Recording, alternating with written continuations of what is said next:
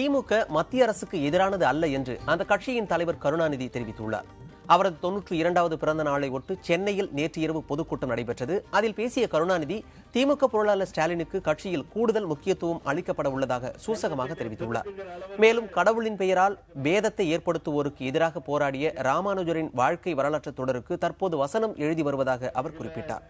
பணம் சம்பாதிப்பதற்காக தாம் திரைப்படங்களுக்கு கதை வசனம் எழுதவில்லை என்றும், தமிழர்களுக்கு வீரத்தை ஊட்டவே எழுத்து பணியில் ஈடுபட்டு வருவதாகவும் கருணாநிதி கூறியிருக்கிறார்.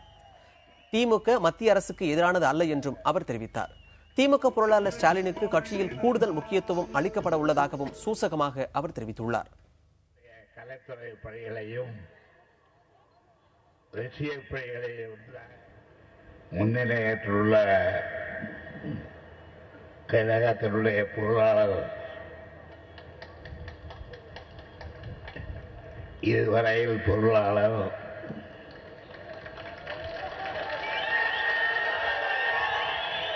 புரிந்து கொண்டால் சரி, புரியாவிட்டால் பரவாயில்லை.